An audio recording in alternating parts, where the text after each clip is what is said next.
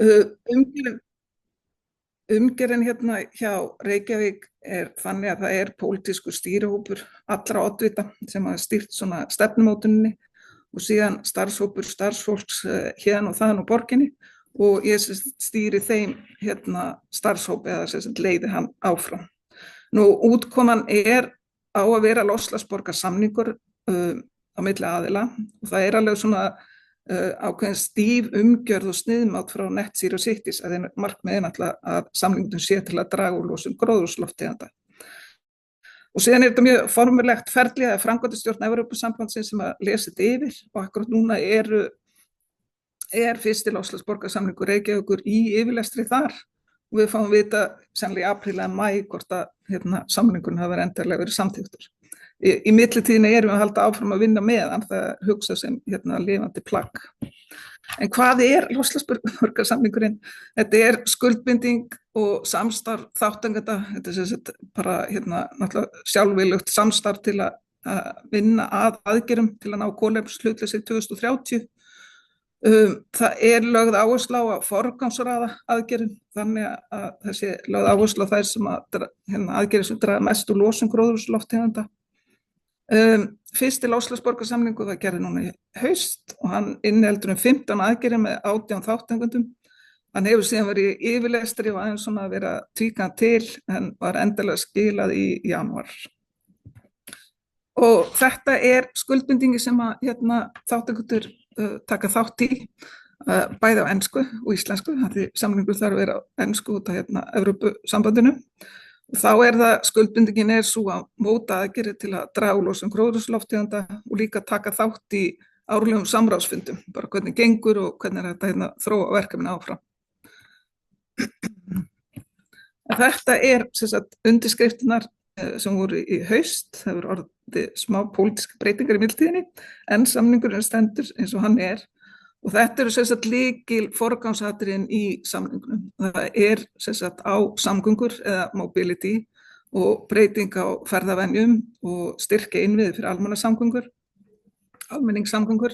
og það er ástæðan svo að þetta sé fyrsta lykilatriði er að langmesta losun gróðurhúsalofttegunda Reykjavík er frá samgöngum. Þannig að ef við leggja áherslu á mobility og síðan orkuskipti, úrgangsmál og hringrásarhagkerfið, byggingagerðin og sanngjörn umskipti eða just transition. Þannig að hvað maður að segja, þetta tengist rannsóknarverkefninu þannig að við fengum þennan styrk til þess að vinna áfram að aðgerðum í loftslagsborgarsamningnum og verkefni tengist beinlínis aðgerðum í loftslagsborgarsamningnum og áherslum þar. Það eru sem sagt metnaðarfull áform uppbyggingu og á sama tíma eru metnaðarfull markmið að draga úr losun gróðurhúsalofttegunda. En það er alltaf að klausa þar að uppbyggingin hafi sem minnst áhrif á loftslag og að sú uppbygging styðji líka við áherslu sanngjörn umskipti. Þetta hefur tenging við líka aðalstefnur í aðalskipulagi Reykjavíkur. Þar eru kaflar loftslagsmál og kolefnisspor uppbyggingar og líka breytta ferðavenjur og uppbyggingu borgarlínu. Þar er líka ávarpað að borgin sé fyrir alla og tengist þá just transition eða sanngjörnum umskiptum. Og síðan að borgin er sífelldum breytingum háð, hún náttúrulega allt önnur heldur hún var fyrir 100 ára og jafnvel bara fyrir 2 árum. Þannig að það er sífellt að breytast og náttúrulega hvernig hægt að hugsa það til framtíðar. Verkefnið sjálft er 18 mánaða verkefni, það hefst formlega bara nú 17. mars. Þetta er alls 90 milljónir sem við fengum í styrk. Þetta er samstarfsverkefni Reykjavíkur og VFSO.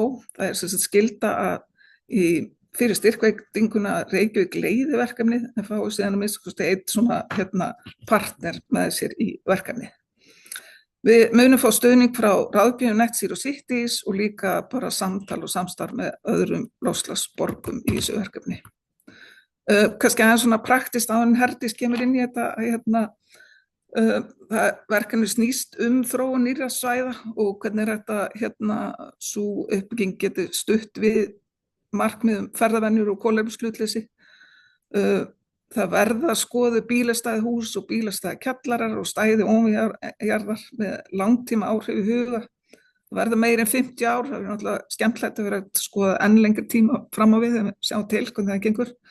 Þá er verið að horfa á kolefnisspori, mismundi bygging og innviða, áhrif mismundi lausna líka á ferðavenjur. Þetta er ekki bara greining á efnisvali heldur líka hvað áhrif það hefur á mannlega þáttinn. Það eru skoðuð viðhorfin í samfélaginu og hertiskimn aðeins inn og þá eftir og hvar fjárhagsleg hvatar geta haft áhrif. Svona praktist óskin svo að þetta verði gagnleg samantekt á bílastæðakostum og að verði líka svona innlegg inn í incremental plan sem þýtt sem þrepaskipta áætlun. Það þarf að styðja við breytingar í áttina kolefnishlutlaust samfélagi bara almennt og þetta er hluti af því. En nú er komið að kaflaskiptum og að glærunum með Herdísar. Herdís, viltu taka við eða ég að fletta? Vilt þú ekki bara, ef þú tekur niður þá getur setta upp hérna frá. Ok. Þú vilt deila, eða ekki? Já. Já. Svona. Gaman að sjá þig líka, Herdís. Já, hæ. Getur nú við. Kemur þetta ekki bara svona. Þetta er sem sagt, við erum, ég ætla að byrja einnig fyrir svona. Við erum svona svolítið að skoða, ég heiti Herdís Sigurgrímsdóttir, vinn hjá Áfengisvarnaráðgjöf og var rosalega gaman að fá að koma inn í þetta verkefni með Reykjavíkurborg og það kemur svona, hvað mig varðar þá er kannski svona inngangurinn inn í þetta er að við vorum að reikna kolefnisspor höfuðborgarsvæðisins og gera aðgerðaáætlun fyrir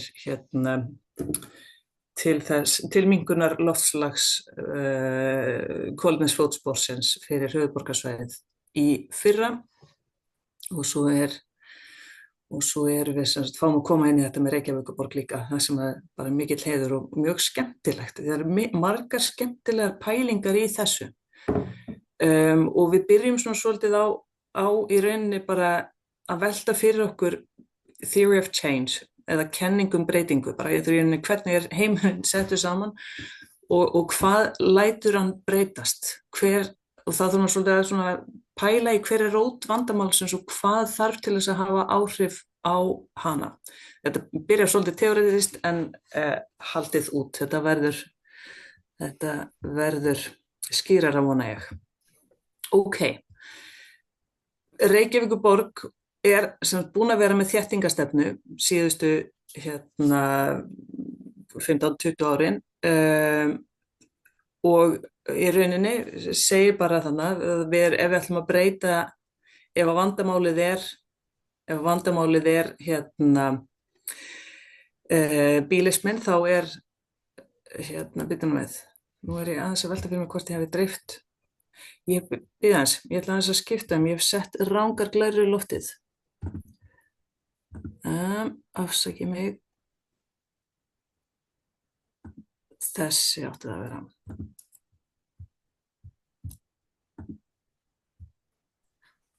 Bara Herdís, þú hefur svona 5 mínútur. Já, einmitt. Þarna var það, ef einkabílinn er ráðandi í ferðavali, og rótvandans það dreifð byggð og þau þurftu alltaf að reyna að þjappa fólki saman til þess að geta fengi grundvöll fyrir öflugas almenningssamgöngur. Og lausnin hefur verið að þétta byggð og setja bílastæðin ofan í jörðina til þess að rauninni koma fólki fyrir á minna svæði. En svo eru náttúrulega bara þessir aðrir þættir sem að flækja mála. Ég er ekki að segja ykkur neitt nýtt, en þetta er bæði menningartengt og tilfinningatengt og svo er myrkrið og veðrið á veturna sérstaklega. Og við erum í rauninni svolítið að velta fyrir okkur hvað eru bílastæðakjallararnir að leysa og hvað eru þær að flækja ennþá frekar. Þeir eru að minnka fjarlægið, þeir eru að gera það sem við ætluðum þeim upprunalega að gera. Þeir eru að stytta fjarlægirnir, þeir eru að þétta byggðina, þeir eru að gera okkur kleift til þess að koma fleira fólki fyrir á minna svæði. En þeir eru líka í rauninni að gera, kannski eru þeir líka að styrkja þessi tilfinningalegu tengsl við bílinn, hann komin að með öruggt svæði frekar en að standa út á plani, og það ennþá minna freistandi að fara út í vetrarveður þegar þú veist að bílinn bíður niður í kjallara. Við erum svona svolítið að velta fyrir okkur, eru eins og margir hafa gert og eins og vísa var í inngangi, erum við að það sem við héldum kannski myndi leysa vandamálið, breyta í rauninni ferðavenjum, eru kannski að festa þær ennþá meira í sessi. Og verkefni byrjar eiginlega á þessum tveimur spurningum. Getur verið að bílakjallarnir séu að festa einkabílinn í sessi frekar en að breyta ferðavenjum, og eru bílakjallarnir sokkið kolefnisfótspor í framtíð þar sem bílinn hefur minnkað mikilvægi. Ef okkur tekst nú að breyta ferðavenjum, sitjum við þó uppi með fullt af bílakjallarum sem eru bara í rauninni flottar geymslur, eða í rauninni bara hvað ætlum við að hafa þarna niðri, borðtennisborð og hjólageymslur sem eru allt miklu stærri heldur en við hefðum þurft að hafa þær.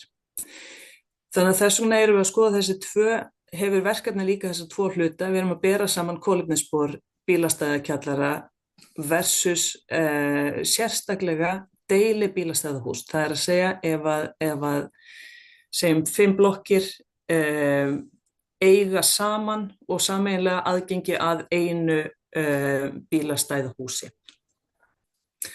Það svona hryggjarstykkið, og svo munum við skoða aðrar lausnir líka. Í rauninni bara til þess að skoða, er ekki þessi kenning okkar að bílastæðakjallar hafi hærra kolefnisspor, hún ekki örugglega rétt við íslenskar aðstæður, því að þó að þetta hafi verið reiknað út annars staðar, þá getur verið að það séu annar jarðvegur og önnur byggingatækni á Íslandi sem að gera það verkum að aðstæður væri öðruvísi hér. Hins vegar erum við að fara að kanna viðhorf til bílastæða við íbúðarhúsnæði.